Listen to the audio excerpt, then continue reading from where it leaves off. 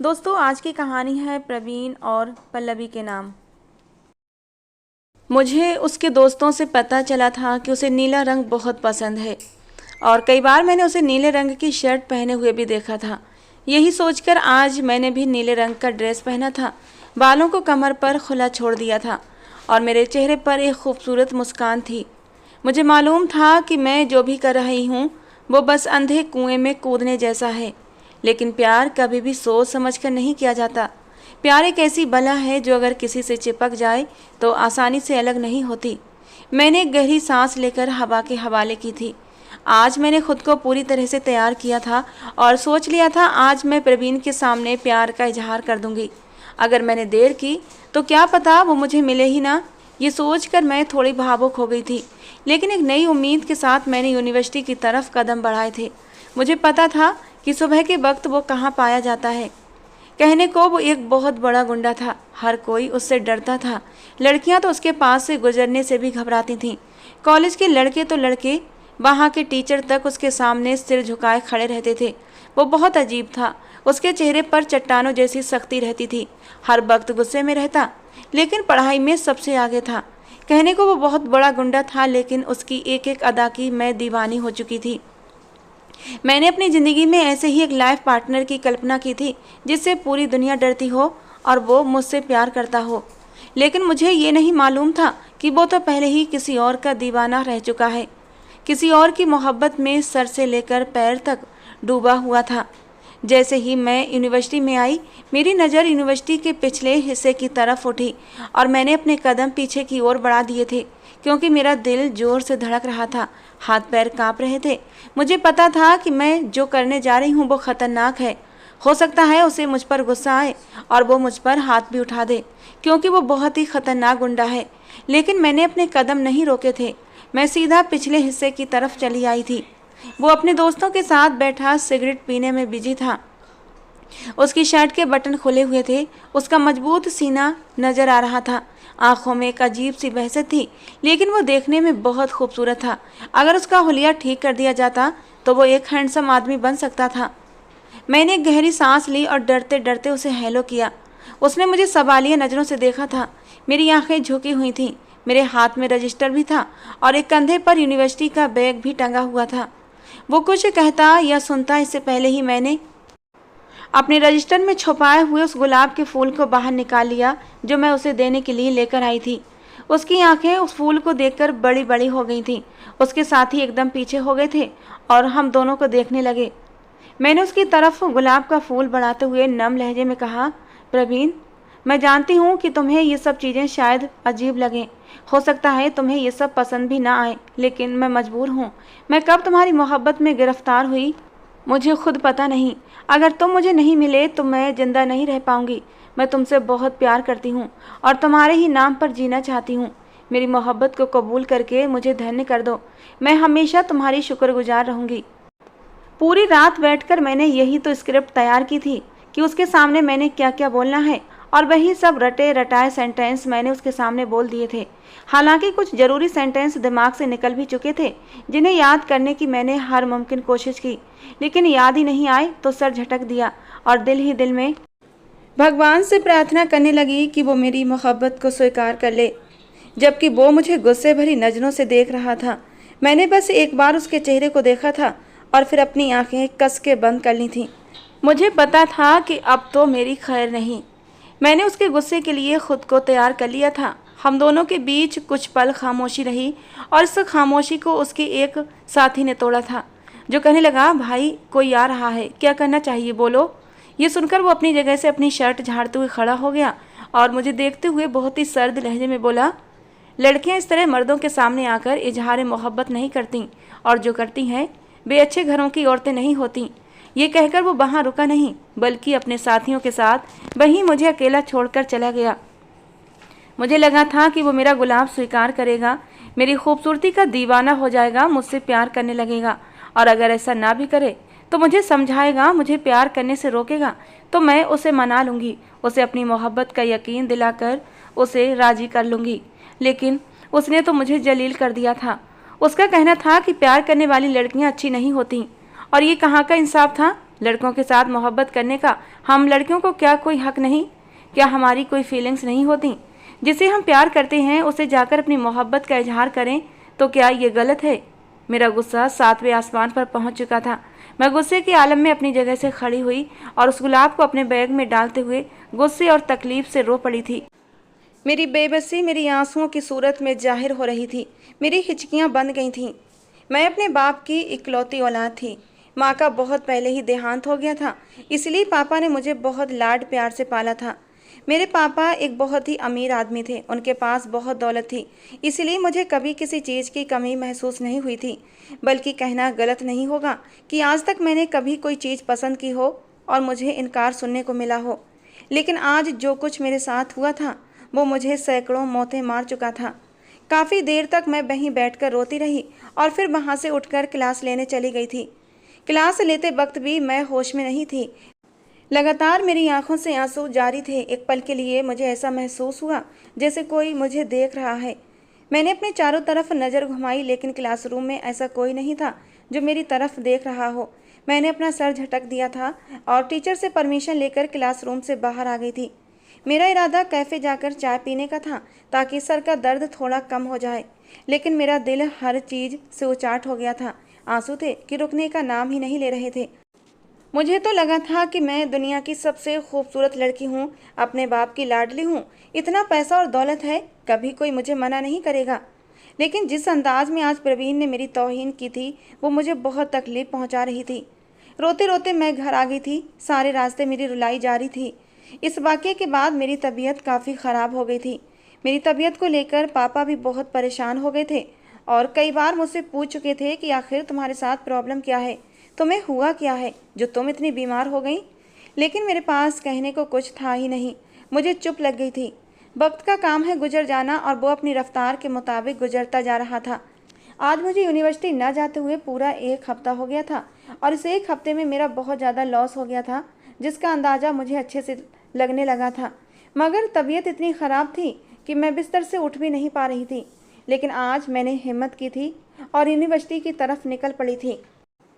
सफ़ेद और गुलाबी कॉम्बिनेशन की ड्रेस पहनकर अपने बालों को पोनी की शक्ल में बांध लिया था और यूनिवर्सिटी के लिए निकल आई थी।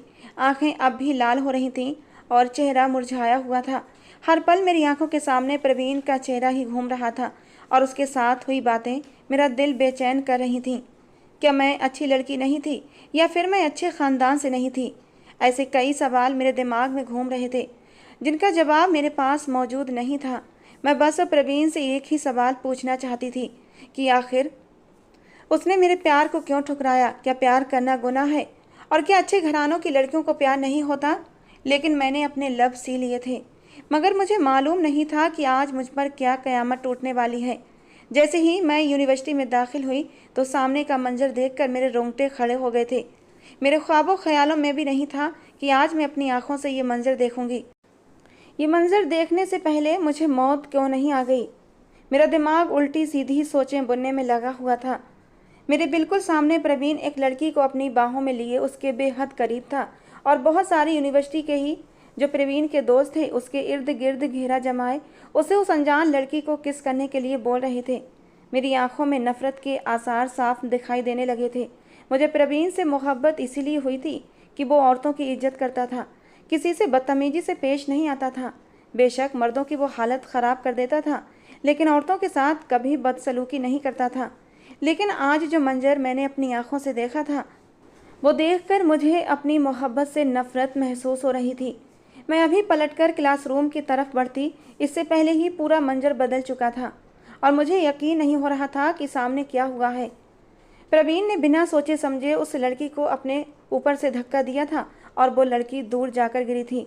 वो सबको देखते हुए गुस्से से दहाड़ा, अगर तुम लोग गंदगी छोड़कर अपनी पढ़ाई पर ध्यान दो तो तुम सबके अच्छे नंबर आएंगे और तुम लड़की अपनी औकात में रहो। जो लड़कियां अपने आप को गैर मर्द के हवाले करती हैं उनकी दुनिया में कोई इज्जत नहीं करता और मेरे करीब आने की तुम्हें बिल्कुल ज़रूरत नहीं है। यानी वो लड़की खुद ही प्रवीण के करीब गई थी। भाई इसमें गलती उस लड़की की थी, प्रवीण की नहीं। प्रवीण भले यूनिवर्सिटी का गुंडा था, लेकिन उसकी पर्सनालिटी ऐसी थी कि उस पर न जाने कितनी लड़कियां मरती थीं। बस उसके गुस्से की वजह से उसके करीब नहीं जाती थीं। लेकिन कुछ लड़कियां ये हिम्मत करती थीं तो वो उन्हें धिक्कार कर रख देता था, जैसे उस दिन मुझे और आज इस लड़की को। मुझे मालूम हो चुका था कि उसे लड़कियों से एलर्जी है। वो किसी लड़की को अपने करीब आने नहीं देता। वो तो अपनी बात बोलकर लंबे लंबे डग भरता हुआ क्लासरूम की तरफ चला गया था, जबकि मेरे चेहरे पर एक प्यारी सी मुस्कान आ गई थी। मुझे आज अपनी मोहब्बत पर गर्व और खुशी दोनों महसूस हो रहे थे। मैंने अपने इरादे और भी मजबूत कर लिए थे। मैंने अपने दिल में सोच लिया था कि मैं किसी भी तरह प्रवीण का साथ पाकर रहूंगी, उसका दिल जीत कर दम लूंगी। मेरा दिमाग अब नए नए ताने बाने बुनने लगा था। मेरे पास भगवान का दिया सब कुछ था। उसके चेलों को खरीदना मेरे लिए बहुत आसान काम था और मुझे उनसे ही प्रवीण की ज़िंदगी के बारे में जानना था ताकि सुकून से मैं उसे हासिल कर सकूं। मैंने सबसे पहले अपनी क्लास ली, उसके बाद कैफ़े में बैठकर चाय पी और अब मेरा इरादा प्रवीण के चेलों के पास जाने का था। प्रवीण उस हादसे के बाद आज जल्दी ही यूनिवर्सिटी से चला गया था, इसलिए अब आराम से मैं उसके चेलों से मुलाकात कर सकती थी। मैं जैसे ही कैफ़े के पिछले हिस्से की तरफ आई, मेरे सोचने के ठीक अनुसार मेरे बिल्कुल ठीक उसके चारों कारिंदे बैठे हुए थे और सिगरेट पी रहे थे। मैंने गला खखार कर उन्हें अपनी तरफ ध्यान दिलाया। वो चारों अचानक ही अपनी जगह से खड़े हो गए थे। मुझे देखकर उन्होंने इशारों ही इशारों में एक दूसरे से कुछ कहा था और जैसे ही मैं उनके करीब गई, वो बहुत ही इज्जत और सम्मान के साथ मेरे सामने नज़रें झुकाकर खड़े हो गए थे और फ़ौरन ही अपनी सिगरेट बुझाते हुए बोले, आप यहाँ क्यों आई हैं? भाई घर जा चुके हैं, बाद में आना। जबकि मैं सीने पर हाथ बांधते हुए बोली, आज मैं आपके भाई के पास नहीं बल्कि आप चारों से मुलाकात करने के लिए आई हूँ। उन चारों के चेहरे पर हैरत उभरी थी और उनमें से एक बोला, किस लिए, क्या काम है? भाई को पता चला तो वो तो हमारी जान ले लेंगे। आप अभी जाओ यहाँ से। आखिर आपको हमसे ऐसा कौन सा ज़रूरी बात करनी है? उसकी बात सुनकर मैं कुछ पल के लिए खामोश हुई थी। न जाने क्यों मुझे इन लोगों से ये बात कहते हुए अजीब सी शर्म महसूस हो रही थी, लेकिन जिस अंदाज में प्रवीण ने मुझे जलील किया था उसके बाद मुझ में हिम्मत नहीं थी, मगर मुझे अपनी मोहब्बत किसी भी सूरत हासिल करनी थी। मैंने गहरी सांस हवा के हवाले की और उसके कारिंदों की तरफ देखते हुए बोली, देखो, ये तो तुम्हें मालूम ही हो गया कि मुझे प्रवीण से इश्क हो चुका है और मैं अपने कदम पीछे नहीं करने वाली, चाहे जो कुछ भी हो जाए। समझ रहे हो ना तुम लोग? जबकि वो लोग एकदम से सटपटा गए थे। कहने लगी, जी जी, वो तो हमें पता है, आप प्रवीण भाई से मोहब्बत करती हैं, लेकिन वो आपसे मोहब्बत नहीं करते। आप उन पर अपना टाइम बर्बाद कर रही हैं। उनका दिल पत्थर है, उसमें कोई धड़कन नहीं बसती। प्लीज़ आप उनके रास्ते से हट जाएं।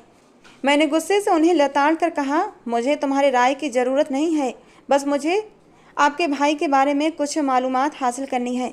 अगर आप लोग मुझे उनके बारे में कुछ बातें बता देंगे तो मैं हमेशा आपकी शुक्रगुजार रहूँगी और मैं कुछ भी मुफ्त में नहीं पूछूंगी। इसके बदले मैं आपको पैसे दूंगी।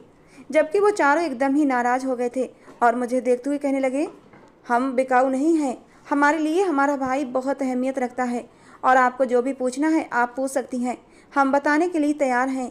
मैं एक पल के लिए हैरान हुई थी कि वो चारों इतनी आसानी से मुझे सब बताने के लिए कैसे राजी हो गए, मगर मैंने ज़्यादा दिमाग पर जोर डालना ज़रूरी नहीं समझा और अपने कुछ सवाल उनसे पूछने लगी कि प्रवीण को किस तरह की लड़कियां पसंद हैं, वो क्या क्या खाना पसंद करता है, उसकी ज़िंदगी में क्या चल रहा है और वो लड़कियों से एलर्जिक क्यों है। और मेरे पूछने पर उन्होंने सभी सवालों के जवाब दे दिए थे, लेकिन मेरे आखिरी सवाल को वो लोग गोलमोल कर गए थे और यही चीज़ मुझे अजीब महसूस हुई थी। मैं एक बार फिर बोली, बताओ, मैं कुछ नहीं कहूँगी, जो भी बात है मुझे बताओ तो सही। कुछ देर के लिए वो चारों खामोश हुए और एक दूसरे की शक्ल देखते हुए बोले, देखो, अगर आपकी भाई से सेटिंग हो जाती है तो भाई को पता नहीं चलना चाहिए कि हमने आपसे कुछ कहा है। मैंने फ़ौरन वादा करते हुए कहा, यकीन मानो मैं कुछ भी नहीं बताऊंगी।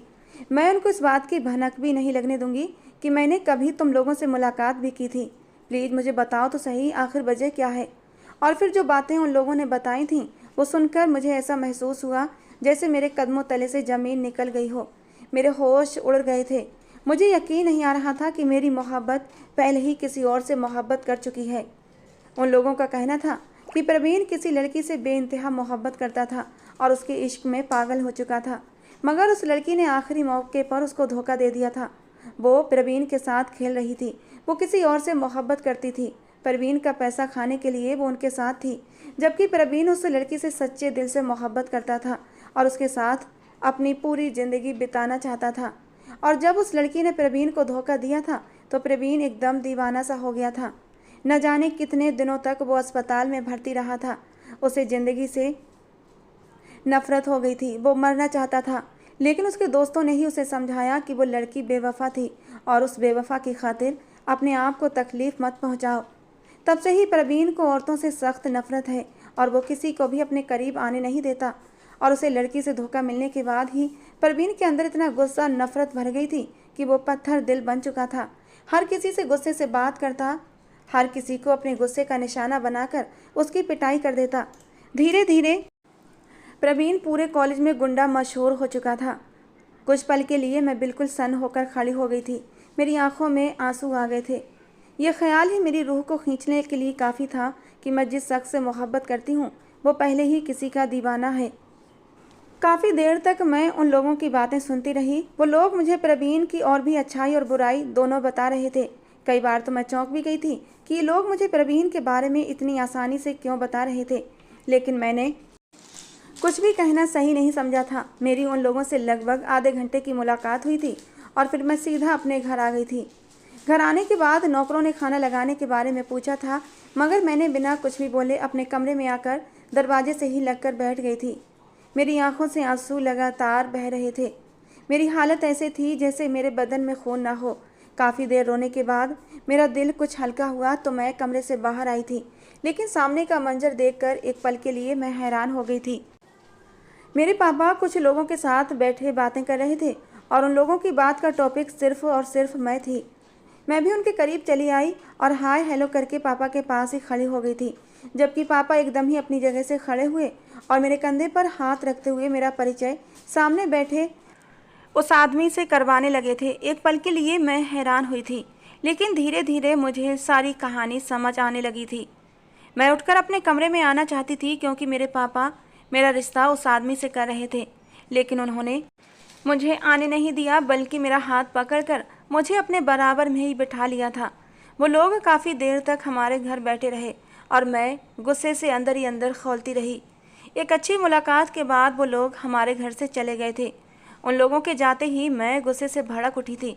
मैंने कहा, पापा ये क्या तरीका है? अगर आपने किसी को मेरे रिश्ते के लिए बुलाया था तो आप कम से कम मुझसे इसका जिक्र तो कर दे। ये क्या तरीका हुआ कि कोई भी मुंह उठाकर हमारे घर आ जाएगा और मेरे रिश्ते की बात करेगा? मैं इस रिश्ते के लिए बिल्कुल भी राजी नहीं हूँ। मैं अपनी पसंद से शादी करूँगी। मेरे ये कहते ही उनका हाथ उठा था और मेरे नाजुक गाल पर अपनी उंगलियों की छाप छोड़ गया था। वो मुझे देखते हुए गुस्से से गरजे थे, पल्लवी तुम्हारी पसंद का मुझे पता हो चुका है। जो तुमने हरकत की है ना, वो मैं देख चुका हूँ। जबकि मेरी आंखों में आंसू आ गए थे। मेरे बाप ने आज तक मुझे कभी फूल से भी नहीं मारा था और आज वो मेरे मुंह पर हाथ उठा चुके थे। वो मुझे देखते हुए गुस्से से बोले, आज से तुम्हारा यूनिवर्सिटी जाना बंद है। जो तुम उस गुंडे से इश्क लड़ाती फिर रही हो ना, मुझे सब मालूम है। तुम क्या समझती हो कि मैंने तुम्हें आज़ाद छोड़ा हुआ है? तुम जब घर से बाहर निकलती हो तो 10 निगाहें तुम्हारी जासूसी कर रही होती हैं और उन्होंने ही मुझ तक एक वीडियो पहुंचाई है। ये कहते ही उन्होंने मेरे सामने एक वीडियो प्ले की थी, जिसे देखकर मुझे अपने रोंगटे खड़े होते महसूस हुए थे, क्योंकि उस वीडियो में मैं प्रवीण के सामने हाथों में फूल लिए खड़ी उससे इजहार मोहब्बत कर रही थी। मुझे पापा से एक पल को डर महसूस होने लगा था, लेकिन फिर भी मैंने हिम्मत करके पापा से कहा, पापा वो बहुत अच्छा है, मैं उसे बहुत प्यार करती हूँ। अगर वो मुझे नहीं मिला तो मैं मर जाऊँगी। वो सिर्फ नाम का गुंडा है, लेकिन वो दिल का बहुत अच्छा है। वो लोगों की मदद करता है। पापा कहने लगे, लेकिन है तो एक गुंडा ही ना, और तुमने कैसे सोच लिया कि मैं उस गुंडे से तुम्हारी शादी करूँगा, जिसे पढ़ाई लिखाई से ज़्यादा गुंडागर्दी करना पसंद है? वो मुझे देखते हुए गुस्से से बोले थे। कहने लगे, अब तुम ना यूनिवर्सिटी जाओगी और ना ही घर से बाहर कदम निकालोगी। तुमने मेरी इज्जत की अर्थी निकालने में कोई कसर नहीं छोड़ी है और मुझे तुम पर अब बिल्कुल भी यकीन नहीं है। तुम कुछ भी कर सकती हो। जबकि मैं पापा को यकीन दिलाना चाहती थी, उन्हें अपनी मोहब्बत के बारे में बताना चाहती थी कि मैं प्रवीण को कितना चाहती हूँ, लेकिन उन्होंने मेरी एक भी फरियाद नहीं सुनी और मुझे घर में छोड़कर चले गए। उन्होंने गार्ड्स और नौकरों पर सख्ती कर दी थी कि मैं किसी भी सूरत घर से बाहर ना निकल पाऊँ। मेरी जान पर बन आई थी और मैं किसी भी तरह प्रवीण से संपर्क करना चाहती थी। उसे अपनी मोहब्बत का यकीन दिलाना चाहती थी। उसके जख्मी दिल पर अपनी मोहब्बत का मरहम रखना चाहती थी। उसे एक बार बात करना चाहती थी ताकि उसे बता सकूं कि मेरे पापा मेरे साथ क्या करने वाले हैं। लेकिन अचानक ही मुझे मेरी हकीकत याद आ गई थी और मैं एक कड़वाहट से मुस्कुरा दी थी। उसने तो साफ कह दिया था कि मैं उसकी नज़र में एक अच्छी लड़की नहीं हूँ, तो फिर उसे संपर्क करने का क्या मतलब था। मैंने अपना सिर झटक दिया था और चुपचाप एक तरफ बैठकर आंसू बहाने लगी थी। दिन अपनी रफ्तार से गुजर गया, लेकिन रात बिताना मेरे लिए बहुत मुश्किल हो गया था। पापा ने तो मुझसे मेरा मोबाइल भी छीन लिया था। उन्हें खबर कैसे हुई थी मुझे समझ नहीं आ रहा था। मैं रोते रोते गहरी नींद में चली गई थी और लगभग रात के दूसरे पहर मुझे अपने आसपास बहुत शोर महसूस हुआ था। और धीरे धीरे जब मेरा दिमाग जागा तो वो शोर किसी और चीज़ का नहीं बल्कि गोलियों का था। मेरी आंखें झट से खुल गई थीं। मैं कमरे से बाहर आई तो मेरे पापा खौफ के मारे मेरे कमरे के पास ही खड़े थे। मैं फ़ौरन बोली, पापा ये सब क्या हो रहा है? क्योंकि गोलियों की आवाज़ हमारे गार्डन से आ रही थी। उन्होंने मुझे अपने सीने से लगाते हुए कहा, पल्लवी तुम्हें डरने की ज़रूरत नहीं है, मैं हूं ना तुम्हारे पास। जबकि उनकी हालत तो खुद ख़राब हो रही थी। अचानक हमारा मेन दरवाज़ा तोड़ दिया गया था और अंदर आने वाले इंसान को देखकर एक पल के लिए खुशी के मारे मैं खिल उठी थी, क्योंकि सामने प्रवीण अपने हाथ में बंदूक थामे खड़ा था और उसके कई लोग भी उसके पीछे बंदूक पकड़े खड़े थे। मैं तो हैरान रह गई थी। मेरे लिए ये मंजर काफ़ी डरावना भी था, क्योंकि अब वो सीढ़ियाँ चढ़ता हुआ ऊपर आया था और मुझे पापा के बाजू से छीन कर अपने साथ लगाया। पापा की तरफ देखते हुए बोला, खन्ना साहब ये अब आपकी नहीं है, ये मेरी है और मैं अभी आपके सामने ही इसे अपने नाम करूँगा। जो आप कर रहे हैं ना, सब खबरें मुझ तक पहुँच चुकी हैं और इसका भी जल्दी ही बंदोबस्त करूँगा। ये कहते हुए उसने मेरा बाजू थामा और मुझे अपने साथ लेकर नीचे की तरफ बढ़ गया। जबकि मैं तो पहले ही उससे शादी के लिए दिलो जान से राजी थी, इसलिए खुद ही भागते हुए अंदाज में उसके पीछे चलने लगी थी। बल्कि सच बताऊं तो मुझे अंदर ही अंदर बहुत खुशी हो रही थी कि वो मुझे अपनाने के लिए आ गया था। लेकिन पापा को दिखाने के लिए मैंने अपने चेहरे पर डर बनाए रखा था। उसने नीचे जाते ही मुझे लॉन्च के सोफे पर धकेल दिया। मेरे पापा भी फ़ौरन नीचे आए और प्रवीण के आगे हाथ जोड़ते हुए बोले, छोड़ दो मेरी बेटी को, इसका कोई कसूर नहीं। तुम क्यों मेरी ज़िंदगी बर्बाद करने पर तुले हो? ये मेरा उन लोगों का मामला है, तुम बीच में क्यों आ रहे हो? जबकि मेरे माथे पर शिकन आ गई थी। ये दोनों आखिर क्या बातें कर रहे थे, मुझे कुछ भी समझ नहीं आ रहा था। कुछ ही पल गुजरे होंगे कि प्रवीण का एक आदमी अपने साथ पंडित जी को लाकर सामने सोफे पर बिठा चुका था और पंडित जी को देखकर मेरे दिल में बिजली सी कौंध उठी थी। क्या वो अभी मुझसे शादी करने वाला था? मेरा दिल तो बेतहाशा धड़कने लगा था। वो पंडित जी से बोला, इस लड़की से मुझे अभी के अभी शादी करनी है, जल्द से जल्द आप तैयारी करें। पंडित जी हम सब पर नज़र डालकर डरे सहमे लहजे में बोले, लेकिन ज़बरदस्ती की शादी करना सही नहीं है। ये कहते ही उन्होंने मेरी ओर देखा था और अचानक ही प्रवीण मेरे बराबर में आकर बैठ गया और मुझे अपने साथ लगाते हुए बोला, तो हाँ पल्लवी जी, आप इस शादी के लिए तैयार हैं या फिर मैं अपने लोगों को लेकर चला जाऊं ताकि आपके पापा अपने पसंद किए हुए लड़के से आपकी शादी कर दें? जबकि मैं जल्दी से बोल पड़ी, नहीं नहीं पंडित जी, मैं राजी हूँ, बल्कि मैं तो खुशी खुशी राजी हूँ, मैंने मुस्कुराते हुए कहा। जबकि मेरे पापा मुझे गुस्से भरी नज़रों से घूर रहे थे।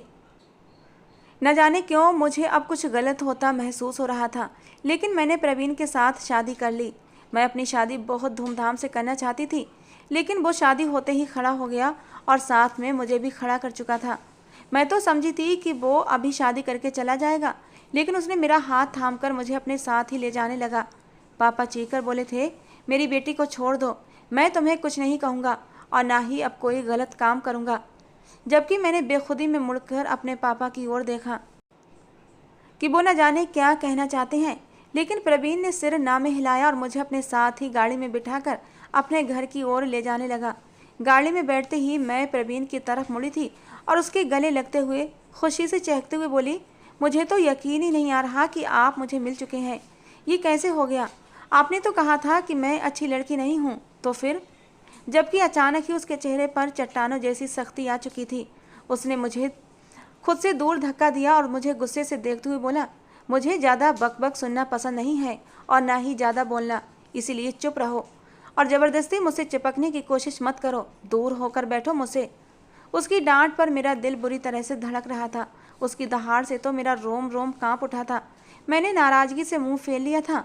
हम थोड़ी ही देर के बाद उसके घर पहुंच गए थे। उसका बंगला बहुत खूबसूरत था। वो मेरा हाथ हक से थामकर अंदर दाखिल हुआ था। शायद वो यहाँ अकेला ही रहता था, क्योंकि सिवाय नौकरों के घर में कोई भी नहीं था। उसके नौकरों ने ही मेरा स्वागत किया था, जबकि वो गुस्से से सबकी ओर देखते हुए बोला, इन सब चीज़ों की ज़रूरत नहीं है, क्योंकि वैसे भी ये बस कुछ ही समय की मेहमान है, कुछ दिन बाद ये यहाँ से चली जाएगी। वो ये बोलकर अपने कमरे की तरफ चला गया था, जबकि मैं वहाँ बिल्कुल अकेली खड़ी रह गई थी। ये क्या हुआ था? वो मुझे अपनी पत्नी बनाकर लाया था, तो फिर मैं कुछ समय के बाद यहाँ से कैसे चली जाती? मुझे अब उसकी बात सुनकर गुस्सा आया था। वो होता कौन है मुझे यहाँ से निकालने वाला, मुझसे ये बात कहने वाला? मुझे हाथ लगाकर तो दिखाए, मैं उसके हाथ तोड़ दूंगी। अब मैं उसकी पत्नी बन चुकी थी और मैं उस पर पूरा हक रखती थी। मुझे इस घर से कोई भी निकाल नहीं सकता। मेरी नज़र बेखुदी में उन चारों लड़कों पर गई थी जिनसे मैंने प्रवीण के बारे में मालूमात हासिल की थी। मैं फ़ौरन ही उनकी ओर मुड़ी और उनसे पूछने लगी, ये सब क्या माजरा है? प्रवीण हमारे घर क्यों आया था और पापा से वो क्या कह रहा था और अभी क्या बोलकर गया है? मुझे कुछ भी समझ नहीं आया। और फिर जो बातें उन्होंने मुझे बताई थीं, एक पल के लिए मेरा दिल प्रवीण से ख़राब हो गया था। लेकिन जब मैंने इसको सही तरीके से सोचा तो मुझे प्रवीण अपने दिल की और भी करीब महसूस हुआ था। मेरे पापा गलत काम कर रहे थे और जिससे मेरी शादी करवाई जा रही थी वो भी एक बिजनेस डील थी, जिसकी बदौलत हमारे संबंध उन लोगों से मजबूत हो जाते। मेरे पापा मेरी शादी जिस आदमी से करवा रहे थे वो प्रवीण के एक दोस्त का बड़ा भाई था, जिसकी उम्र लगभग 40 साल थी और उसकी पहले से पत्नी थी जो उसे छोड़कर चली गई थी। पापा अपने बिजनेस में फ़ायदा करने के लिए मुझे बलि का बकरा बना रहे थे, मगर प्रवीण को इन सब चीज़ों की भनक पड़ गई थी। देखने में वो एक गुंडे जैसा था, लेकिन वो देश के कई गलत लोगों को बेनकाब कर चुका था, जो शरीफ बने लोगों की ज़िंदगी बर्बाद कर रहे थे। और उसने मुझे भी सिर्फ इसीलिए अपने पास रखा था ताकि मैं किसी भी डील का हिस्सा ना बन सकूं। प्रवीण के दोस्त राहुल की बात सुनकर मैं मुस्कुरा दी थी। उसने भले इंसानियत के नाते मुझे बचाया था, लेकिन मुझे पत्नी बनाने के पीछे कहीं ना कहीं ये भी था कि वो ज़रूर मुझसे मोहब्बत करने लगा था, वरना मुझे बचाने के लिए उसके पास और भी तरीके हो सकते थे। ये सोच कर ही मेरे दिल में खुशी के लड्डू फूटने लगे थे। मैं फ़ौरन ही उसके कमरे की ओर बढ़ी थी जहाँ वो उल्टा लेटा सो रहा था। मैं कुछ सोचकर उसके करीब गई थी। उसने अभी तक जूते पहने हुए थे। मैंने चुपचाप उसके जूते उतार दिए थे। वो आधा बेड पर था और आधे जब पैर उसके ज़मीन पर लटक रहे थे। मैंने उसकी जुराबें भी उतार दी और उसके पैर ऊपर करना चाहती थी, लेकिन वो फ़ौरन ही करवट बदल गया था, जिसका साफ मतलब था कि वो जाग रहा है। मैं कुछ सोचकर उसके सिर के करीब बैठ गई थी। वो मुझे काफ़ी थका हुआ लग रहा था, इसलिए मैंने अपना हाथ बढ़ाकर उसके बालों में अपनी उंगलियां चलाना शुरू कर दी थीं।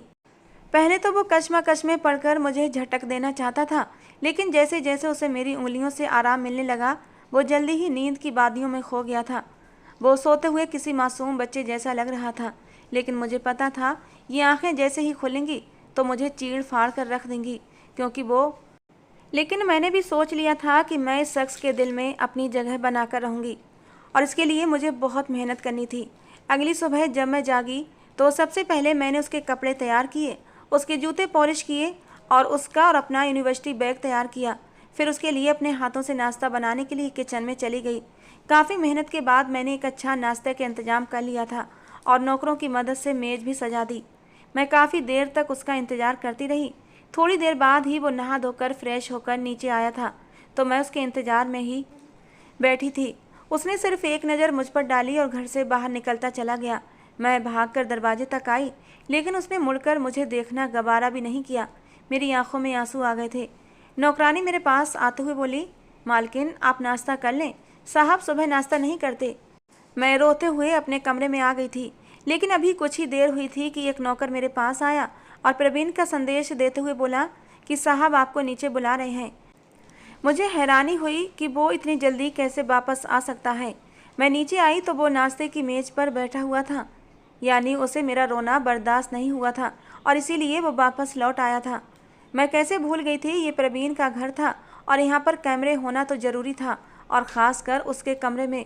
वो फ़ौरन ही मुझे देखते हुए जल्दी से बोला, मेरे पास ज़्यादा वक्त नहीं है, जल्दी आकर खाना खा लो। मैं जल्दी से उसके सामने वाली कुर्सी पर बैठ गई थी और बहुत ही खुशी खुशी उसकी प्लेट में नाश्ता सर्व करने लगी थी और अपनी प्लेट में भी डालकर खुद भी खाने लगी थी। मुझे सच में बहुत खुशी हो रही थी कि उसने मेरी बात मानी थी और मेरे साथ नाश्ता कर रहा था। वक्त धीरे धीरे गुजरने लगा। मैं धीरे धीरे करके उसके दिल में अपने लिए जगह बनाने लगी और वो हमेशा मुझे झटक देता था। रात को भी मेरे करीब नहीं आता। मैं बेड पर सोती तो वो सोफे पर जाकर सो जाता। मैं सोफे पर उसके करीब आती तो वो बेड पर जाकर सो जाता। मैं उसे अपने प्यार का एहसास दिलाती तो वो मुझे झटक कर कहता कि तुम सब लड़कियां एक जैसी होती हो, मक्कार, झूठी, धोखेबाज, फरेबी। उसकी आंखों में उसकी पुरानी मोहब्बत के जख्म उभरने लगते और उसकी आंखें लाल होने लगतीं। मैं कहती, परवीन, हर लड़की एक जैसी नहीं होती। वो लड़की तुम्हारे लायक थी ही नहीं, इसीलिए भगवान ने उसे तुम्हारी ज़िंदगी से निकाल दिया। उसे भूल जाओ। मैं तुम्हें इतनी मोहब्बत दूंगी कि तुम अपने सारे पुराने गम भूल जाओगे। आगे से वो कुछ भी नहीं कहता और बाहर चला जाता। मैं बस उसकी पीठ देखती रह जाती, लेकिन मैंने हिम्मत नहीं हारी थी। मैं हर वक्त उसे मनाने की कोशिश में लगी रहती थी, लेकिन कहते हैं ना, जब आपके जज्बात सच्चे हों तो कोई भी शख्स आपको जुदा नहीं कर सकता। और ऐसा ही हुआ। मेरे सच्चे जज्बात ने उसके सीने में मौजूद पत्थर को पिघला दिया था। अब वो भी मुझ में दिलचस्पी लेने लगा था। मेरा रोना, मेरा दुखी होना उसे बिल्कुल पसंद नहीं था। और कहते हैं कि अग्नि के समक्ष लिए गए 7 फेरों में बहुत ताकत होती है। कुछ ही महीनों बाद मैंने अपने पति की मोहब्बत हासिल कर ली थी। उस दिन प्रवीण का बर्थडे था और मैंने सरप्राइज़ रखा था। जैसे ही वो रात को घर आया था, मैंने और उसके दोस्तों ने मिलकर उसे एक सरप्राइज़ पार्टी दी थी। लेकिन प्रवीण गुस्से से आग बबूला हो गया। उसने केक उठाकर ज़मीन पर फेंक दिया था। उसकी इस हरकत पर मेरा दिल टूट गया था। मैंने कितने प्यार से उसके लिए ये सब कुछ अरेंज किया था और उसने सब कुछ ख़राब कर दिया था। मैं रोती हुई कमरे में भाग गई थी। पूरी रात रोती रही। प्रवीण भी कमरे में नहीं आया था। सुबह भी मैं कमरे से बाहर नहीं निकली थी। सुबह से दोपहर और दोपहर से शाम हो गई थी और मैं कमरे से बाहर नहीं आई थी। थक हार कर प्रवीण ही कमरे में आया था।